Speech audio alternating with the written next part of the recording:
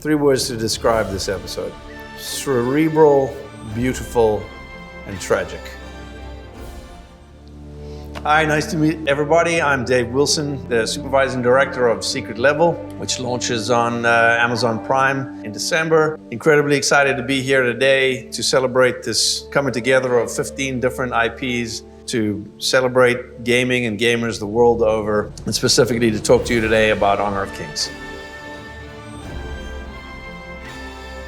The simplest thing to think about is we wanted games that represented everybody, and not just AAA blockbuster titles, but everything from indie and nostalgia games to games that haven't even come out yet. We wanted it to represent the games of the past, the present, and the future.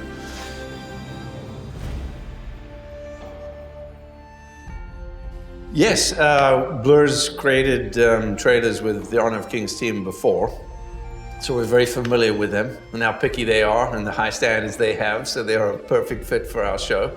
It is always interesting to try new things, not just with the series, but with the episodes themselves, and it was a very pleasant surprise of how Cerebral, Tencent and Timmy wanted to be with their episode in particular. But I definitely feel like there were many boxes that Honor of Kings ticked in terms of what would be a great addition to our episode. But I think obviously going into any relationship with partners that you know and trust who have the same high standards you do always makes it a bit easier.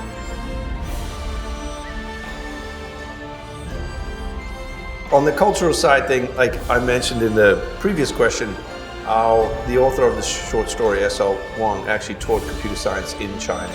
So a lot of I think some of the cultural touchstones that are in the episode are a combination of her sort of more thorough understanding of that culture, but also everything we gleaned from Tencent along the way. I don't want to even try and suggest I fully sort of grasp or have a strong grasp of all the cultural tenets of the game and the culture it represents. I think one of the things that's difficult about short form storytelling is you often need to lean into very graphic, visual, or familiar sort of storytelling principles in order to convey an idea quickly or succinctly. We needed Yijing to understand that his parents made a sacrifice, but especially one that he was not aware of. There's an element of his past that he has not confronted, and it has fueled much of his sort of decision-making since that event.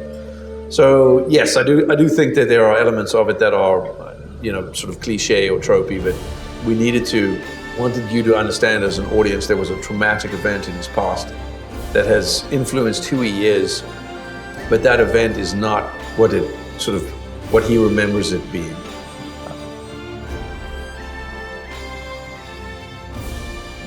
If you're asking where I come down on the debate of determinism versus free will, I think it doesn't really matter either way. I think because even if someone did prove to me that the universe was deterministic, like I said, like the choice at that point is to sit in a corner and rock yourself back and forth into insanity, knowing that you have no agency in your life, or you can just choose to believe that your choices make a difference. And I think everyone is going to choose that our choices make a difference.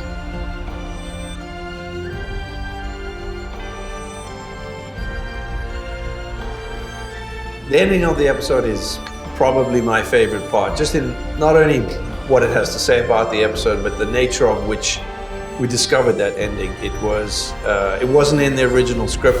It was a concept that came from a phone call I had with Victor, where he pitched the ending, what if Tiangong emerges, only to welcome in Yijing.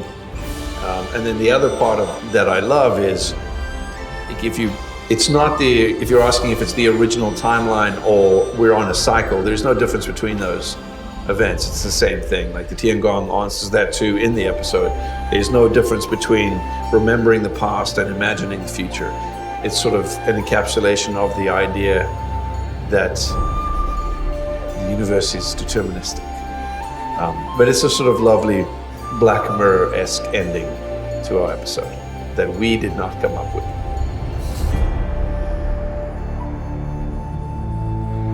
It was a pleasure being here. Thank you for having me. Check out Secret Level.